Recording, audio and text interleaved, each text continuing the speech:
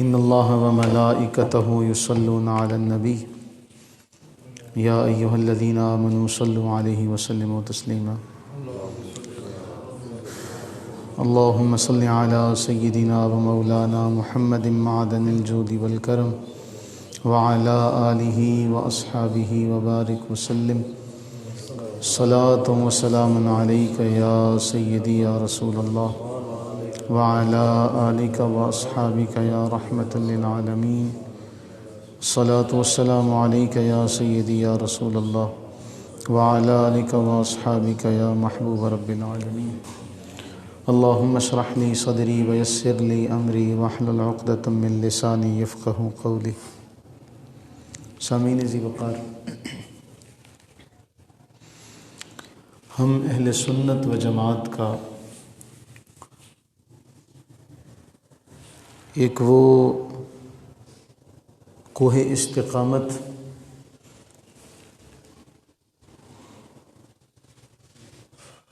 اور ہمارا یہ المیہ ہے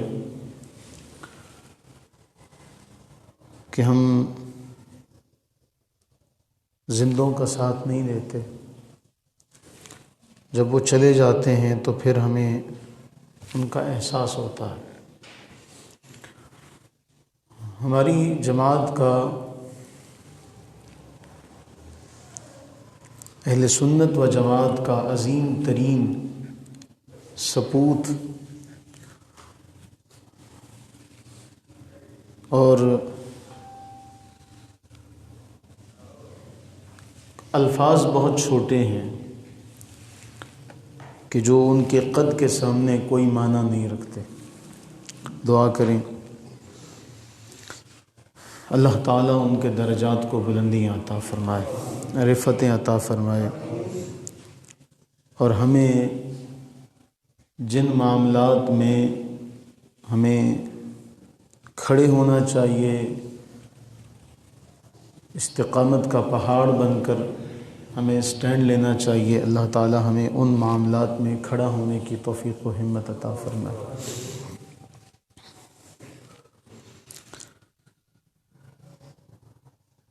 میں کہاں سے اپنی بات شروع کروں، کیا موضوع چھیڑا جائے، کیا واقعہ سنایا جائے؟ ہمیں ایک سبق دیا جا رہا ہے، سب سے بڑھ کر یہ ہمارے لیے لمحہ فکریہ یہ بھی ہے کہ ان حالیہ دنوں میں آپ اپنی زندگی کی جہاں سے ابتدا ہوئی وہاں سے دیکھنا شروع کریں تو کبھی بھی اہل علم کا اس قدر تیزی کے ساتھ پے در پے اٹھنا آپ کو کبھی بھی دیکھنا نہیں ملا ہوگا۔ یہ ہمارے لیے ایک اعتبار سے خطرے کی گھنٹی ہے کہ تمام کے تمام اہل علم ایک ایک کر کے اٹھتے جا رہے ہیں، سبب کوئی بھی ہو، لیکن ان کا جانا ہمارے لیے یہ ضرور لمحہ فکریہ ہے کہ ہم اپنے حصے کا کیا کام کر رہے ہیں۔ میں اگر وقت ملا تو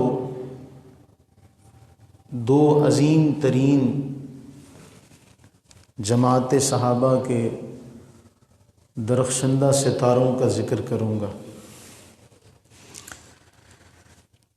ہمیں اس بات کو سمجھنا ہے کہ دین کیا ہے، دین کے لیے ہمارے جذبات کیا ہونے چاہیے اور ہماری ذمہ داریاں کیا ہونی چاہیے۔ دیکھیے، اس دنیا میں جو بھی آیا اس دنیا سے جائے گا، سدا اس دنیا میں کوئی نہیں رہا۔ میں اپنی بات شروع کرنے سے پہلے یہ بات بھی کرتا چلوں، اگرچہ یہ بات آخر میں کرنی زیادہ مناسب ہے، یا آخر میں ہی اس بات کو کریں گے کہ اللہ تعالیٰ نے دین کا کام لینے کا جو موقع ہے وہ ہم میں سے کسی کو دیا ہے۔ یہ کتنی بڑی فضیلت ہے، من یرد اللہ بہ خیرا یفقہہ فی الدین، اللہ جس کے ساتھ بھلائی کا ارادہ کرے اللہ اسے دین کی سمجھ عطا فرماتا ہے۔ تو دین کی سمجھ سب سے زیادہ اللہ نے صحابہ کرام رضوان اللہ تعالی علیہ مجمعین کو عطا کی، جنہوں نے براہ راست رسول رحمت صلی اللہ علیہ وسلم کو نہ صرف دیکھا بلکہ آپ کی زبان اقدس سے وہ کلمات سنے، تو ان کے لیے کتنا بڑا صدمہ ہوگا جب رسول اللہ صلی اللہ علیہ وسلم اس دنیا سے رخصت ہوئے ہوں گے، اور وہ کیا منظر ہوگا کہ جب حضرت سیدنا عمر فاروق رضی اللہ تعالی عنہ اس قدر جلال میں آ جاتے ہیں اور فرماتے ہیں جس نے کہا کہ محمد صلی اللہ علیہ وسلم کا انتقال ہو گیا ہے، آپ فوت ہو گئے، جس نے کہا میں اس کے ساتھ ایسا ایسا کروں گا، حضرت سیدنا صدیق اکبر رضی اللہ تعالیٰ عنہ نے قرآن کی آیت تلاوت کی، وما محمد الا رسول قد خلت من قبلہ الرسل افإن مات او قتل انقلبتم على اعقابکم ومن ينقلب على عقبیہ فلن يضر اللہ شیئا وسيجزی اللہ الشاکرین۔ قرآن یہاں بیان کر رہا ہے کہ محمد صلی اللہ علیہ وسلم اللہ کے رسول ہیں، ان سے پہلے بھی کئی رسول گزرے، کیا اگر یہ افئم ماتا اگر یہ انتقال کر جائیں او قتلا یا یہ شہید کر دیے جائیں، انقلبتم علی اعقابکم تو کیا تم اے مسلمانوں الٹے پاؤں دوبارہ پھر جاؤ گے، دوبارہ دین سے پھر جاؤ گے؟ یہ آیت نازل کسی اور موقع پر ہوئی تھی، لیکن اس وقت کیفیت یہ تھی کہ جب حضرت عمر یہ ماننے کے لیے تیار ہی نہیں تھے کہ رسول اللہ صلی اللہ علیہ وسلم اس معاملے کا آپ کے ساتھ یہ وقت آن پہنچا ہے، اس وقت حضرت ابوبکر نے یہ آیت تلاوت کی۔ صحابہ کہتے ہیں ہمیں ایسے لگا گویا آج سے پہلے کبھی ہم نے یہ سنی نہیں تھی۔ قرآن فرما رہا ہے وَمَن يَنْقَلِبْ عَلَىٰ عَقِبَيْهِ فَلَن يَضُرَّ اللَّهَ شَيْئًا، یاد رکھو جو تم میں سے دین سے پیچھے ہوا اللہ کا کچھ نہیں بگاڑ سکتا۔ اللہ کو کام کرنے کے لیے بندے بہت، سائیاں نو کام کرنے نہیں، نوکراں دی تھوڑ نہیں، رسول اللہ صلی اللہ علیہ وسلم کو غلاموں کی کمی نہیں۔ یہ تو اللہ اور اس کا رسول چاہتے ہیں کہ بخشش کا انتظام ہو جائے، تو جس کسی نے بھی کرنا ہے اپنی آخرت کے لیے کرنا، کسی پر کوئی احسان نہیں، کسی پر کوئی احسان نہیں، جس نے کرنی ہے نیکی کرنی ہے۔ قرآن فرما رہا ان احسنتم احسنتم، اگر تم میں سے کسی نے نیکی کی ہے تو اپنی ذات کے لیے کی ہے، اور اگر برائی کی ہے وَإِنْ أَسَأْتُمْ فَلَهَا، برائی کا وبال اسی کے ذمہ ہوگا۔ پھر جب وہ فرمایا ہم قیامت کے دن وہ ساری کی ساری نیکیاں بھی لے آئیں گے، گناہ بھی لے آئیں گے۔ تو اسلام اپنے ماننے والوں سے ہمیشہ کہیں کہیں بلکہ اکثر مواقع پہ قربانی کا طلبگار ہوتا ہے، اس لیے نہیں کہ اسلام کو ضرورت ہوتی ہے، بلکہ اس لیے کہ اسلام چاہتا ہے کہ میرے دامن میں آ کے یہ لوگ بھی در یگانہ ہو جائیں، یہ لوگ بھی ایسے موتی ہو جائیں کہ لوگ ان کو رہتی دنیا تک یاد کریں۔ ورنہ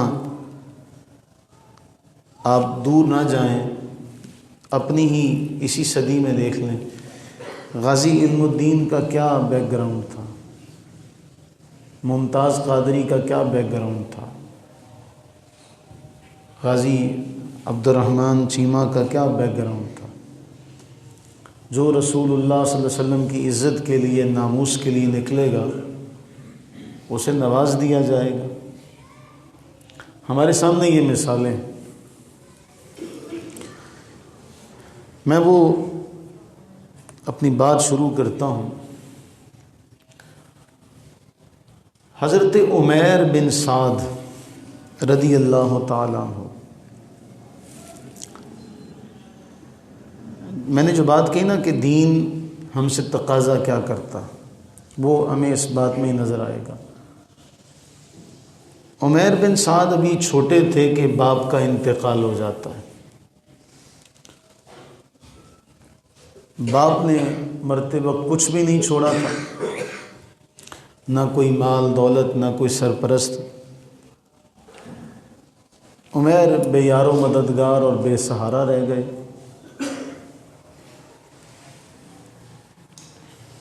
عمیر کی والدہ نے قبیلہ بنی اوس کے ایک مالدار شخص تھے جلاس بن سوید، ان سے نکاح کر لیا۔ کمال یہ ہے کہ حضرت عمیر رضی اللہ تعالی عنہ کو ان کے سوتیلے باپ نے انتہا کا پیار دیا، انتہا کا پیار دیا، ایسا پیار دیا کہ حضرت عمیر رضی اللہ تعالی عنہ اب کبھی احساس ہی نہ انہیں ہو سکا کہ میں اپنے اصل باپ سے محروم ہو چکا ہوں، اتنا پیار دیا۔ اور ایک دوسرے کے اندر ان دونوں کی جان بستی تھی۔ عمیر رضی اللہ عنہ پروان چڑھتے گئے، جلاس بن سوید دیکھتے، پھولے نہ سماتے، حقیقی محبت تھی ان کے درمیان۔ حضرت عمیر رضی اللہ عنہ کی عمر ابھی کوئی 10 سال کے قریب تھی، 10 سال کی عمر کے قریب تھی۔ اللہ نے کرم کیا اور اسلام کے دامن میں، دامن رحمت میں، رسول اللہ صلی اللہ علیہ وسلم کے دامن کرم میں حضرت عمیر رضی اللہ تعالی عنہ کو پناہ مل گئی۔ حضرت عمیر رضی اللہ تعالی عنہ 10 سال کی عمر ہے، لیکن کمال حضرت عمیر رضی اللہ عنہ کی ذات کے حوالے سے یہ لکھتے ہیں اصحاب سیر کہ اتنی کم عمری کے باوجود بھی حضرت عمیر رضی اللہ تعالی عنہ نے کوئی نماز نہیں جو رسول اللہ علیہ السلام کے پیچھے نہ ادا کی۔ وہ جب رسول اللہ علیہ السلام کے پیچھے نماز ادا کر کے آتے، کبھی اپنے والد کے ساتھ جاتے، جلاس بن سوید کے ساتھ رضی اللہ تعالیٰ عنہ، تو ماں کا دل بڑا خوشی سے باغ باغ ہو جاتا۔ ماں اپنے بچے کی جب نیکی کے راستے پر چلے تو ماں سے زیادہ خوش تو کوئی بھی نہیں ہوتا، لیکن سونا پہنے کوئی تو پھر کان تو چھدوانے پڑتے ہیں۔ سچائی کے راستے میں، حق کے راستے میں تکالیف تو آتی ہیں۔ 9 ہجری کا جب رسول اللہ صلی اللہ علیہ وسلم نے جنگ تبوک جانے کا اعلان کیا، جنگ تبوک کی طرف ہم تبوک کے میدان میں جا رہے ہیں، تو رسول اللہ صلی اللہ علیہ وسلم نے حکم دیا کہ سارے تیاری کر لیں۔ اچھا، اس پر باقاعدہ کتب موجود ہیں آج کہ رسول اللہ صلی اللہ علیہ وسلم کی جنگی حکمت عملی، رسول اللہ صلی اللہ علیہ وسلم بحیثیت کمانڈر، الگ الگ کتابیں، سیرت کی الگ الگ کتابیں۔ ڈاکٹر حمید اللہ علیہ رحمہ کی ایک کتاب ہے رسول اللہ صلی اللہ علیہ وسلم کے عہد کے میدان جنگ، تو اس حوالے سے بڑا لکھا گیا۔ اللہ کے نبی علیہ السلام نے کسی جنگ میں جانے سے پہلے کسی بات کا اعلان نہیں کیا کہ بات کو چھپا کے رکھنا، کہ کس طریقے سے تاکہ حکمت عملی دشمن کو پتہ نہ چلے۔ لیکن یہ جو 9 ہجری میں رومیوں سے لڑنے کے لیے جانے کا پروگرام ہوا تو اللہ کے نبی علیہ السلام نے سارا کا سارا کھول کر واضح طور پہ بتا دیا، سب واضح طور پہ بتایا کہ تبوک کا سفر ہے۔ اب آپ یہ دیکھیے کہ ایک ہستی کا معمول پچھلے 8 سال سے کہ جنگی معاملات میں جنگ بدر سے شروع ہوا، جنگ بدر کے اندر، پھر احد کے اندر، ان ساری جنگوں میں اپنی حکمت عملی رسول اللہ علیہ السلام نے ظاہر ہر ایک کے سامنے نہیں فرمائی، لیکن یہ سفر ہے کہ اس سفر سے پہلے سب کو بتایا جا رہا۔ اس سفر سے پہلے سب کو بتایا جا رہا کہ دور کا سفر ہے، ایسے ایسے کرنا ہے، ایسے معاملات ہیں۔ قرآن نے بھی ذکر کیا، قرآن نے ذکر یہ کیا، اللہ تعالیٰ بندے کا امتحان بڑے موقع پر لیتا ہے۔ وہ ایسا بندے کو، وہ آپ کو یاد ہے جب ہم نے، جو آپ میں سے رات کے تفسیر کے درس میں ہوتے ہیں، اہدنا الصراط المستقیم کے حوالے سے ہم نے وہ بات پڑھی تھی کہ علماء بیان کرتے ہیں کبھی زندگی دوراہے پر آ جاتی ہے، کبھی چوراہے پر آ جاتی ہے، اور اسے سمجھ نہیں آتی کہ میں کس طرف جاؤں، کس راستے پر جاؤں۔ اللہ تعالیٰ بندے کو جب آزمائے نا تو پھر ایسے معاملات میں ڈال کے آزماتے ہیں۔ گرمیوں کا موسم، اور عین اس وقت جب پھل پک کے تیار ہو چکے ہیں، اب ایک آدمی کسان کی جگہ پہ، آپ سارے اس بات کو بخوبی جانتے ہیں، ہمارا کچھ نہ کچھ زرعی زندگی سے کوئی نہ کوئی تعلق رہا ہے ہم سب کا، کہ ایک کسان جو ہے جب زمین کو نرم کرتا ہے، پھر اس میں بیج ڈالتا ہے، پھر اس میں ساری کی ساری اس کی حفاظت کا معاملہ کرتا ہے، جب فصل تیار ہونے کے قریب ہوتی تو وہ جو خوشے ہوتے ہیں نا، جو پھل لگتے ہیں، تو اس کے عجیب سی ایک کیفیت ہوتی ہے، اس کی خوشی کی کوئی انتہا نہیں ہوتی کہ جو میری محنت ہے اب وہ بر آنے والی ہے۔ اب عین فصل پک کر تیار ہو چکی ہے، پھل اتارنے کے قریب ہیں، رسول اللہ صلی اللہ علیہ وسلم نے حکم دیا کہ اب جانا ہے۔ تو منافقوں نے پتہ ہے کیا کہا؟ منافقوں نے کہا لا تنفروا فی الحر، گرمی بہت ہے، لا تنفروا فی الحر، گرمی بہت ہے، گرمی میں باہر جانا ٹھیک ہے نہیں ہے، باہر نہ نکلو۔ فرمایا انہیں بتاؤ نار جہنم اشد حرا، جہنم کی گرمی اس سے بھی کہیں تیز ہے۔ امتحان مقصود ہے نا۔ اب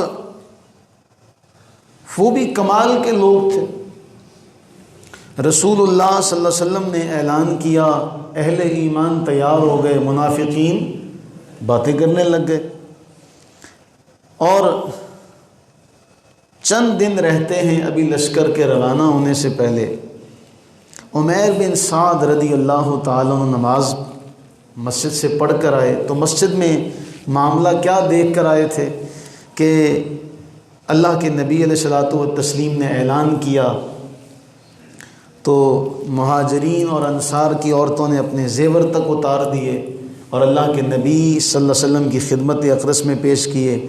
حضرت عثمان غنی ذو النورین رضی اللہ تعالیٰ عنہ 1000 دینار لے کر آئے، رسول کریم علیہ السلام کی بارگاہ میں پیش کر دیے۔ عبد الرحمن بن عوف اپنے کندھے پر 200 اوقیہ، اتنا زیادہ ڈھیر تھا سونے کا کہ کاندھوں پر اٹھائے ہوئے آئے تھے، وہ لا کے ڈھیر کر دیا۔ ایک شخص اپنا بستر بیچ رہا ہے کہ میرے پاس اور کچھ نہیں ہے، میں اس بستر کو بیچ کے اس کی جو قیمت ہوگی میں جہاد میں شامل ہونے کے لائق ہو سکوں، میں تلوار خرید لوں۔ یہ سارا کا سارا منظر عمیر بن سعد رضی اللہ عنہ دیکھ کر آئے تھے۔ بچوں کی عادت ہوتی ہے کہ جب وہ باہر سے کوئی چیز دیکھتے ہیں تو ان کی دیدنی ایک خواہش ہوتی ہے، خوشی کا ایک ایسا عالم ہوتا ہے کہ ہم جا کے فوری اپنے اماں ابا سے یہ بات جو ہے کہتے ہیں کسی طریقے سے، اور وہ بہانہ تلاش کرتے ہیں، یہ سارے ہم جانتے ہیں۔ عمیر رضی اللہ تعالیٰ عنہ گھر آتے ہیں اور بڑے محبت کے ساتھ، عقیدت کے ساتھ بیان کرتے ہیں، جی کیا چچا فلاں وہ لے کے آئے، وہ چچا وہ لے کے آئے، وہ لے کے آئے، ذکر کرتے ہیں۔ ایمان جو ہے نا، اس کو سنبھالنا بڑا مشکل ہے۔ بزرگ کہتے ہیں کہ پل صراط تو جب آنا ہے تبھی آئے گا نا، لیکن دنیا میں یہ بھی پل صراط سے کچھ کم نہیں ہے۔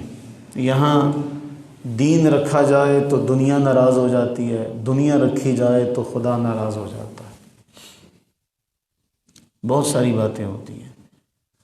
حضرت عمیر بن سعد رضی اللہ عنہ نے جب یہ بات آ کے بتائی تو آپ کے جو والد ہیں جلاس بن سوید رضی اللہ تعالیٰ عنہ، ان کے منہ سے ایسی بات نکلی کہ حضرت عمیر رضی اللہ عنہ کے تو ہوش اڑ گئے۔ جلاس کہنے لگے کہ اگر یہ بات ہے کہ اگر ایسا معاملہ ہے تو پھر تو ہم گدھوں سے بھی بدتر ہیں۔ اگر اللہ کے نبی علیہ السلام جو کچھ کہہ رہے ہیں، جو کچھ کر رہے ہیں، یہ بات ہے، پھر تو ہم گدھوں سے بھی بدتر ہیں۔ یہ بات سننے کی دیر تھی، عمیر بن سعد رضی اللہ تعالیٰ عنہ اس دوراہے پر آ کے کھڑے ہو گئے، میں کیا کروں؟ ایک طرف وہ ہستی ہے جس نے باپ بن کے عمیر رضی اللہ عنہ کو پالا ہے، باپ کی کمی ہونے نہیں دی، اب اس کردار میں اپنے آپ کو رکھیں، اس جگہ پہ کھڑے ہوں جس نے ایک ایک خواہش جو پوری کی، انگلی پکڑ کے چلنا سکھایا، سارے معاملات بخوبی ادا کیے۔ اب ایک طرف وہ ہستی ہے، دوسری طرف اللہ کے نبی صلی اللہ علیہ وسلم۔ عمیر تھوڑی دیر کے لیے سوچتے ہیں کہ ایک طرف جلاس کی محبت، ایک طرف رسول اللہ کی محبت۔ عمیر رضی اللہ عنہ کے پاؤں اٹھے کہ اگر میں رسول اللہ علیہ السلام سے جا کے کہہ دوں تو ان کی کوئی عزت نہیں رہے گی، اور اگر میں ان کی بات چھپاتا ہوں تو دین کو نقصان پہنچے گا۔ یہ ہماری ذمہ داری ہے، جو میں نے پہلے کہا تھا، ہماری ذمہ داری کیا ہے، ہم نے اس بات سے سیکھنا۔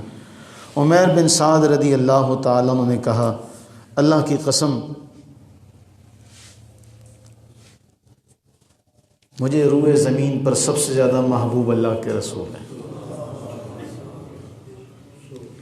میں ان سے زیادہ کسی سے محبت نہیں کرتا۔ عمر کتنی ہے حضرت عمیر کی؟ 10 سال۔ حضرت عمیر رضی اللہ عنہ چلے گئے رسول اللہ علیہ السلام کے پاس، اور جا کے رسول اللہ علیہ السلام کو سارا واقعہ سنا دیا، جی اس طرح میرے باپ نے کہا ہے، آپ جنگ پر جانا چاہتے ہیں، یہ بات ہوئی ہے۔ اللہ کے نبی علیہ السلام نے حضرت عمیر کو اپنے پاس بٹھا لیا، ایک صحابی کو بھیجا کہ جاؤ جلاس کو بلا کر لاؤ۔ تھوڑی دیر گزری، جلاس بھی حاضر ہو گئے۔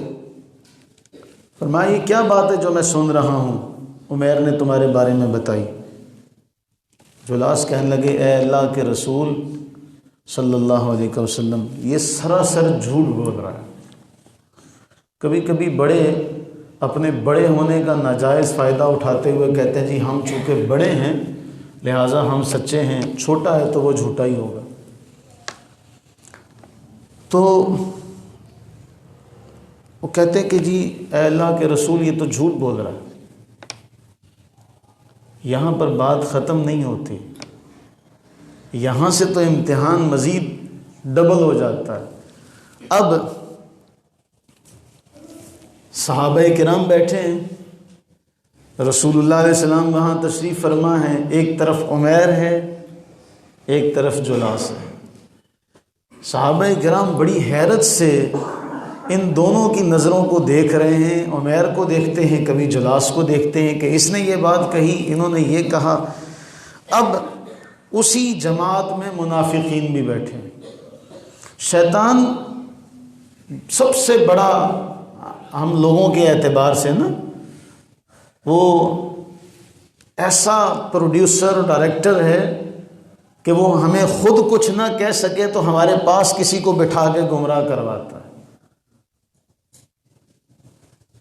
5-7 مرن گونڈنا ریاں نو تاب چڑھے۔ یہ جو گونڈنے نا کبھی کبھی یہ اچھی بھی ہوتی ہیں اور بری بھی ہوتی ہیں، وزیر اچھے بھی ہوتے ہیں برے بھی ہوتے ہیں۔ اللہ سے دعا کرے اللہ اچھے وزیر عطا کرے۔ اچھے وزیر جس کو عطا ہو جائیں اس کی دنیا جنت ہے، اور جس کو برے وزیر ملے وہ دنیا میں بھی جہنم میں ہی جی رہا۔ اب وہ کسی نے کہا بڑا ناشکر ہے یہ، اس کو شرم نہیں آتی، بڑا احسان فراموش ہے، بڑا نافرمان ہے یہ، جس نے اس کو پال پوس کے بڑا کیا اسی کے خلاف آ گیا باتیں کرنے۔ اب عمیر وہاں بیٹھے سن رہے ہیں. کوئی عمیر رضی اللہ عنہ کی جگہ پہ کھڑا ہو کے دیکھے، سوچے صحیح تھوڑی دیر کے لیے وہاں اس جگہ پہ اپنے آپ کو بٹھا کے سوچے کہ عمیر رضی اللہ عنہ کا چہرہ آنکھوں سے آنسو جاری ہو گئے کہ اے اللہ کے رسول میں تو آپ کے پاس آیا ہوں. وہ باتیں کانوں میں پڑ رہی ہیں، کوئی احسان فراموش کہہ رہا ہے، کوئی پیچھے باپ کو گالیاں دے رہا ہے. حضرت عمیر کچھ نہ کہہ سکے، بس آنسو جاری ہیں. اور اصحاب سیر نے لکھا کہ عمیر رضی اللہ عنہ نے روتے ہوئے عرض کی کہ اے اللہ میرے بیان کی تصدیق نازل کر دے، اپنے نبی پر میرے بیان کی تصدیق نازل فرما دے. جلاس کہنے لگے اے اللہ کے رسول میں نے جو کہا میں نے بالکل سچ کہا، آپ چاہیں تو حلف لے لیں. بعض اوقات معاملہ کچھ ایسا بھی ہوتا ہے کہ جھوٹا آدمی حلف دینے کو بھی تیار ہو جاتا ہے. جلاس نے کہا جی میں حلف دیتا ہوں، میں قسم کھا کے کہتا ہوں اس نے جو کہا وہ سچ نہیں ہے. ابھی اس جلاس نے قسم کھائی ہی تھی، سورہ توبہ کی آیات نازل ہوئی. یحلفون باللہ ما قالوا وَلَقَدْ قَالُوا كَلِمَةَ الْكُفْرِ وَكَفَرُوا بَعْدَ إِسْلَامِهِمْ وَهَمُّوا بِمَا لَمْ يَنَالُوا. یہ لوگ اللہ کی قسم کھا کھا کر کہتے ہیں ہم نے وہ بات نہیں کی. یحلفون باللہ ما قالوا، اللہ کی قسم اٹھا اٹھا کے بات کہتے ہیں کہ ہم نے یہ نہیں کہا. وَلَقَدْ قَالُوا كَلِمَةَ الْكُفْرِ وَكَفَرُوا بَعْدَ إِسْلَامِهِمْ. حقیقت یہ ہے انہوں نے کلمہ کفر کہا ہے، انہوں نے کفر کیا ہے اپنے اسلام لانے کے بعد، اور یہ جو انہوں نے کرنے کا ارادہ کیا نا وہ یہ کر نہ سکے لیکن ارادہ انہوں نے کیا. اور وما نقموا الا ان اغناهم اللہ ورسولہ من فضلہ. انہیں یہی برا لگا، اللہ نے اور اس کے رسول نے ان پہ فضل فرمایا، ان کو غنی کر دیا، انہیں یہ برا لگا. فَإِن يَتُوبُوا يَكُ خَيْرًا لَهُمْ. اب بھی اگر یہ توبہ کر لیں تو ان کے لیے بہت بہتر ہے. وَإِن يَتَوَلَّوْا يُعَذِّبْهُمُ اللَّهُ عَذَابًا أَلِيمًا فِي الدُّنْيَا وَالْآخِرَةِ وَمَا لَهُمْ فِي الْأَرْضِ مِنْ وَلِيٍّ وَلَا نَصِيرٍ. اگر انہوں نے اپنی اس روش کو نہ چھوڑا، اپنی اس روش سے باز نہ آئے تو اللہ انہیں دردناک عذاب دے گا. پھر دنیا والآخرہ، دنیا میں بھی اور آخرت میں بھی. ان کا کوئی مددگار نہیں ہوگا اس روئے زمین پر، نہ کوئی دوست ہوگا. گناہ کا ہو جانا کوئی بڑی بات نہیں، گناہ کر کے توبہ کر لینا یہ اللہ کو بڑا پسند ہے. اب حضرت جلاس رضی اللہ عنہ کے پاس کیا رہ گیا تھا؟ انہوں نے قسم اٹھا کے کہا کہ عمیر جھوٹے ہیں، لیکن اللہ نے سچائی نازل کر دی، قرآن کی آیات نازل ہو گئیں. جلاس نے اپنی غلطی پر ڈھٹائی کا اظہار نہیں کیا، غلطی کر دی تھی. اصحاب سیر نے لکھا کہ زبان، منہ خاموش ہو گئے، زبان سوکھ گئی کہ کیا کہوں. کانپتے ہوئے اتنا کہنے لگے بل اتوب یا رسول اللہ، بل اتوب یا رسول اللہ. اے اللہ کے رسول صلی اللہ علیہ وسلم، عمیر سچے تھے، میں جھوٹا ہوں. عمیر نے سچ کہا، میں جھوٹا تھا. آپ اللہ سے دعا کریں کہ اللہ میری توبہ قبول کر لے. آپ اللہ سے دعا کریں کہ اللہ میری توبہ قبول کر لے. رسول اللہ علیہ السلام نے حضرت عمیر کی طرف دیکھا. حضرت عمیر کی طرف دیکھا جن کی آنکھوں سے آنسو جاری تھے. آپ نے دست مبارک بڑھایا, کان کو نرمی سے پکڑ کے فرمایا بچے, ترجمہ ہے بچے تیرے کانوں نے جو سنا صحیح سنا تھا, تیرے رب نے تیری بات کی تصدیق کر دی, تیرے رب نے تیرے بات کی تصدیق کر دی. اللہ تعالیٰ نے حضرت جلاس رضی اللہ عنہ کو توبہ کی توفیق عطا فرمائی اور زندگی بھر پھر وہ اس پر استقامت کے ساتھ قائم رہے. اور حضرت عمیر رضی اللہ تعالیٰ عنہ کا جو معاملہ تھا, پہلے سے زیادہ ان سے محبت کرنے لگ پڑے, بلکہ جب بھی کبھی جلاس رضی اللہ عنہ کے سامنے حضرت عمیر کا ذکر آتا تو کہتے اللہ اسے جزائے خیر دے, اللہ اسے جزائے خیر دے, اس نے تو مجھے کفر سے بچا لیا, اس نے تو میری گردن جہنم کے عذاب سے بچا لی. یہ ہے 10 سال کا صحابی عمیر بن سعد رضی اللہ تعالیٰ. یہ ہمارے لیے ایک سبق ہے کہ ایک طرف وہ باپ تھا جس نے محبتیں نوازشیں انتہا کی تھیں, اور ایک طرف رسول اللہ صلی اللہ علیہ وسلم کی ذات مقدسہ تھی.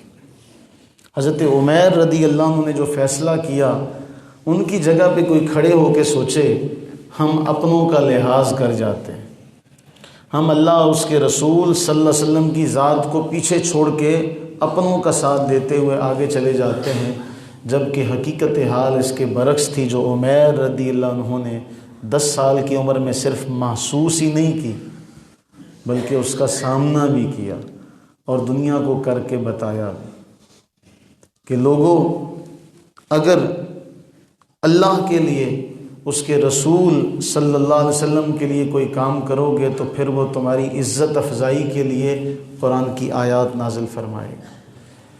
اللہ کے نبی علیہ الصلوۃ والتسلیم تمہاری صداقت کی گواہی دیں گے. یہی اس ہستی کی آواز تھی نا جو آج ہمیشہ ہمیشہ کے لیے ہم اس سے دور ہو گئے. میں نے آج صبح کے درس میں بھی یہ بات کہی, علمی اعتبار سے جو آپ میں جو بچے اسکول جاتے ہیں, جو یونیورسٹی کالجز میں جاتے ہیں, پارٹ آف اسپیچ کے حوالے سے جانتے ہوں گے کہ آپ کو ایک جملہ دیا جاتا ہے کہ یہ پریزنٹ, یہ پاسٹ کا ہے, فیوچر کا ہے, یہ کنٹینیوز ہے, یہ انڈیفینٹ ہے, یہ کیا ہے. آپ کو بتائے جاتے ہیں کہ یہ پریپوزیشنز ہیں, یہ پروناؤنز ہیں. اسی طرح عربی کی گرامر ہوتی ہے. عربی کی گرامر کے اوپر, تعلیلات کے اوپر, تعلیل کہتے ہیں قانون کو, علت کو, سبب کو, اسباب کے اوپر. جس طرح لفظ ہے نا, ہم دعا پڑھتے ہیں وقینا عذاب النار, وقینا, یہ جو واو ہے اس کا معنی ہے اور, نا کا معنی ہے ہمیں. یہ جو قی لفظ ہے نا, یہ اصل میں قی نہیں تھا, یہ اصل میں قی نہیں تھا. یہ 4 الفاظ تھے. وقایا, وقایا سے بنا وقا, اور پھر اس سے بنا ابقی, اور ابقی سے پھر ایقی, اور پھر اس سے پھر صرف لفظ قی رہ گیا. لیکن قی کا جو وزن ہے وہ افعل کے وزن پر ہے. یہ جو جملے نا, انہیں ہم تعلیلات کہتے ہیں. اس کے اوپر ایک ہی کتاب ہے جو علامہ خادم حسین رضوی صاحب, اللہ تعالیٰ ان کی آنے والی منازل کو آسان فرمائے اور ان کے درجات کو بلند فرمائے, ان کی لکھی ہوئی ہے, جس سے آپ کو پتہ چلے کہ علمی اعتبار سے پورے پاکستان کے اندر تعلیلات کے اعتبار سے اس پائے کی کوئی کتاب نہیں. اس موضوع پر آپ کو کوئی کتاب نہیں ملے گی. اس طرح ایک بندے کے پیچھے بہت بڑی کہانیاں ہوتی ہیں, وہ ہم اس سے 100 اختلاف کریں, لیکن آج آپ کراچی سے لے کر گلگت بلتستان تک آپ دیکھ لیں, جتنے بھی علماء ہیں ان سب نے انہی لفظوں میں خراج تحسین پیش کیا کہ ایک عظیم سپاہی ختم نبوت کا, ایک عظیم آواز جو منافقوں کے لیے ایک شیر کی دھاڑ سے کچھ کم نہ تھی, وہ آواز بند ہو گئی. اللہ سے یہ دعا کی جا سکتی ہے کہ اللہ تعالی ہمیں اب اپنی ذمہ داریاں سمجھنے کی توفیق عطا فرمائے۔ یہ رسول اللہ صلی اللہ علیہ وسلم کی محبت بانٹنے والے یہ اہل علم جاتے جا رہے ہیں، ایک سلسلہ شروع ہو گیا اہل علم کے جانے کا۔ بدھ کے روز کراچی جامعہ نعیمیہ کے محتمم ہیں مفتی جمیل نعیمی صاحب رحمہ اللہ، ان کا وصال ہوا۔ وہ بھی بہت بڑے پائے کے عالم تھے، اور یہ سلسلہ اس سے پہلے سے چلا آ رہا ہے۔ کراچی میں ایک اور آواز تھی جسے خاموش کروا دیا گیا۔ اپنے اپنے وقت پر سب نے جانا ہے، اس سے کوئی انکاری نہیں، لیکن ہمارے لیے یہ بڑا لمحہ فکریہ ہے کہ ہم اہل علم ہستیوں سے محروم ہوتے جا رہے ہیں۔ آپ سب احباب سے یہ گزارش ہے کہ